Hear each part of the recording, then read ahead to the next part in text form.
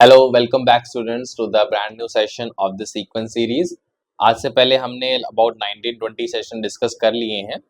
This going to be our 21 session. बाकी आप एक बार डिस्क्रिप्शन में चेक कर लेना what is the actual number. ठीक है, so we will start from this like जहां हमने छोड़ा था। हमने यहाँ पर ये लास्ट क्वेश्चन ये किया था and now we are going to discuss the illustration number 28। And before that, I just want to tell you these sessions are for your JEE Mains, JEE Advanced, CUT, NDA and all other examinations, any board examination also. ठीक है, let's start it. The illustration number 18, sorry it's 28. क्या कह रहा है आपको ये? Try to understand. A manufacturer reckons that the value of machine price 15,625 will depreciate each year by 20%. 20% से उसका प्राइस घटेगा हमेशा। ठीक है, ये इंपॉर्टेंट बात दी है उसने। अगर आप इसको यहां समझो, वैसे देखो ये क्वेश्चन काफी एप्टीट्यूड वाले क्वेश्चन होते हैं। Calculate the estimated value at the end of 5 year. 5 साल के बाद क्या वैल्यू बचेगी? 15,625 की मशीन की क्या वैल्यू बचेगी अगर 20% से उसकी वैल्यू घटती जा रही है? मैं फिर कह रहा हूँ ये काफी एप्टीट्यूड वाले क्वेश्चन होते हैं, ज्यादा कुछ इसमें मतलब सीक्वेंस सीरीज का एज सच रोल नहीं है, बट हम रिलेट कर पाएंगे जीपी से इसको। कैसे? देखो, पहले तो आप ये समझो कि if I tell you one thing कि यहां पर मेरे पास 15,625 की मशीन, उसका 20% घटने के बाद सिर्फ उसकी वैल्यू बचेगी 80% एक साल के एंड में। तो यानी कि 80% का आप क्या बोलते हो? It's like equal to 80/100, that's your 4/5। तो यानी इसका 4/5 निकालूंगा, ऑब्वियसली जो भी 11, 12, 13,000 जो भी आ रहा है, that going to be the value of machine after 1 year.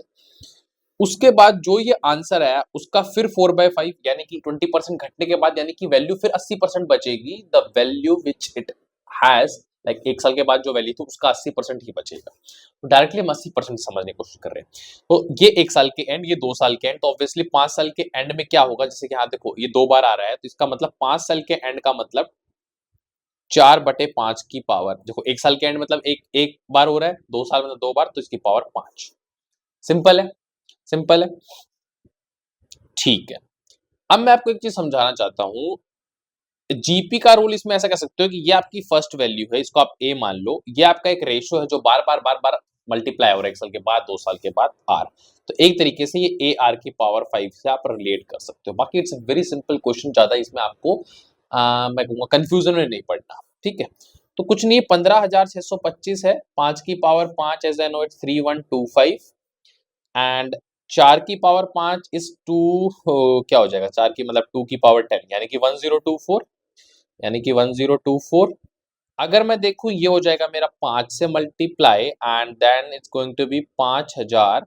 तो आ ही जाएगा 24 को, और हम क्या करेंगे? 5 से मल्टीप्लाई करेंगे, so that going to be 120। तो 5120 is going to be my answer. यानी कि 15,625 की मशीन की वैल्यू 5,120 रह जाएगी after using it for 5 years as per the question, जहां उसमें 20% की प्राइस में कटौती हो रही है, या फिर हम कह सकते हैं 80% ही वैल्यू बच रही है फ्रॉम द प्रीवियस ईयर। ठीक है, that is about this question. The question is very easy, we just need to understand the logic behind what is said. ठीक है, तो ये आपके प्री-रिटन सॉल्यूशन में दे सकते हो। ऑब्वियसली ए आर की power will be the value of the machine after this, considering A is my initial value, यानी कि आज प्रेजेंट वैल्यू 15,625। आर जो है वो मेरा कॉमन रेशियो कह सकते हो, जो बार बार मल्टीप्लाई होता जाएगा। Obviously, the value of the machine after 2 years is this. Then similarly, after 3 years, 4 years, and 5 years, we can apply this logic and we can get the answer, that is 5120. ठीक है, कुछ important properties है GP की that we need to understand, and कहीं ना कहीं उसको याद नहीं करना, but we need to like कुछ याद हो जाएंगे ऑटोमेटिकली, या कुछ ना कुछ आपको पता है कि yes it's true, it's true. और कई बार क्या होता है, ये स्टेटमेंट जैसे specifically if I talk about ND examination, वहां स्टेटमेंट्स लिखी होती हैं, आपको चेक करना होता है इट्स अ जनरल स्टेटमेंट, यानी कि ऑलवेज ट्रू है या नहीं है। तो आप वहां कुछ एग्जांपल के पॉइंट ऑफ व्यू से भी, या फिर आप जो आपके पास बेसिक नॉलेज है ऑफ दैट चैप्टर, उससे भी आप कर सकते हो। चलो स्टार्ट करते हैं। If each term of a GP is multiply or divided by, okay, मैं चेक कर लेता हूँ there is mic connected or not. हाँ, mic तो connected है. कई बार ऐसा होता है कि साउंड रिकॉर्ड नहीं हो रही ना, that's going to be a big problem, है ना.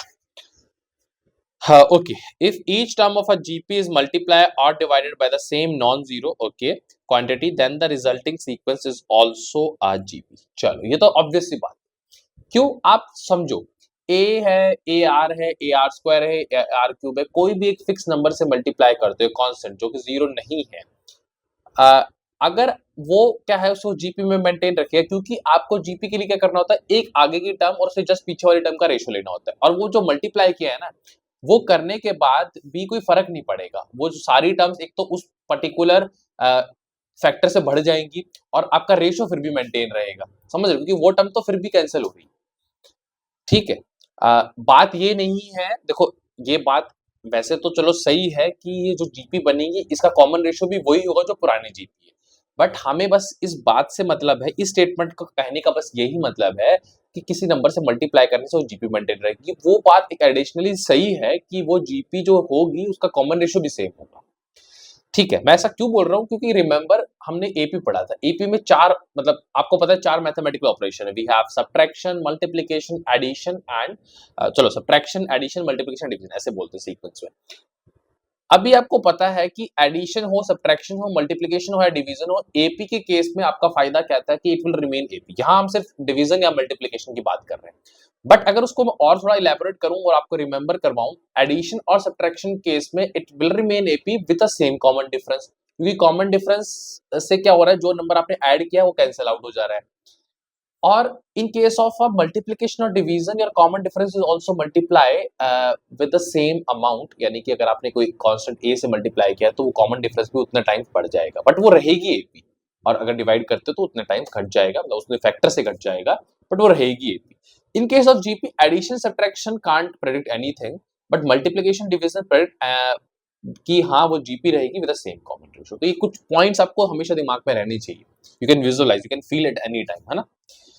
ये बात है. चलो एक ए पॉइंट तो आपको अच्छी तरह क्लियर हो गया. Let's come to the point number B. If in a finite GP the number of terms is odd, अगर नंबर ऑफ टर्म्स ऑड है, then the middle term is the GM of the first and the last term. 7 term अगर है, 3 term इधर होंगी, 3 terms आपकी इधर होंगी, एक मिडिल टर्म होंगी और 3 टर्म इधर होंगी. जो 3 टर्म है, अगर आप वो तो ठीक है, इधर है लेफ्ट में राइट में, जो आपकी मिडिल टर्म है उसको अगर आपको निकालना है तो जो आपकी फर्स्ट टर्म होगी यहाँ पे और जो लास्ट टर्म होगी उनका जीएम, जीएम मतलब सपोज a1 इंटू ए लास्ट कह लो, जैसे 7 टर्म लिया तो a7 कह लो, उनका रूट.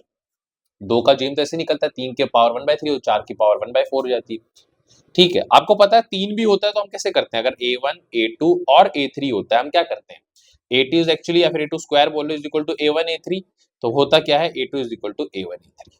और ये चीजें आती कैसे ही, चीजें आती बेसिक फंडामेंटल ऑफ जीपी से ही, जहां हम क्या करते हैं, एक आगे वाली टर्म और पीछे वाली टर्म का रेशियो को इक्वल करते हैं in any case of the particular sequence. ठीक है. That is a thing.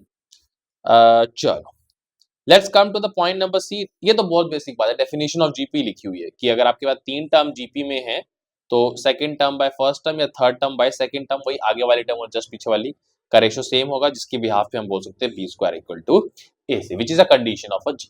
ठीक है.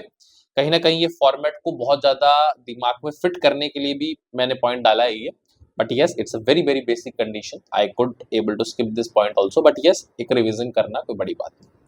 The reciprocal of the term of the given GP also gives a GP with the common ratio 1/r. एक GP है उसका उल्टा कर दो तो वो भी GP बनेगी और साथ में जो GP बनी है उसका कॉमन रेशियो जो पहले था उसका भी रेसिप्रोकल ही हो जाएगा इस बार GP का कॉमन रेशियो. कैसे, एक बड़ा सिंपल एग्जांपल लेते हैं. 3 स्क्वायर 3 क्यूब 3 की पावर 4. अब ये GP है 1/3 1/3 स्क्वायर 1/3 की पावर 3 और 1/3 की पावर 4, ये भी एक जीपी है. फर्क क्या है, पहली जीपी में बार बार 3 मल्टीप्लाई होकर वो बढ़ रही थी, इसमें बार बार 1/3 मल्टीप्लाई हो गया, यानी कॉमन रेशियो इस बार 1/3 है, उस बार 3 था. इतना फर्क है. किया क्या हमने, इसका उल्टा किया, यहाँ कॉमन रेशियो 3 था, यहाँ कॉमन रेशियो 1/3 हुआ, तो उसको उल्टा करने से टर्म्स तो उल्टी होंगी, उल्टा करोगे तो टर्म्स उल्टी होंगी, तो सीधी सी बात है, बट वो जीपी रहेगी. ये एक एक्स्ट्रा एडिशनल पॉइंट है. साथ में उसका कॉमन रेशियो भी उल्टा हो जाएगा जो पहले थी, मतलब उल्टा मतलब इनवर्स कह लो या फिर आप रेसिप्रोकल कह लो. Reciprocal is a very good term to से.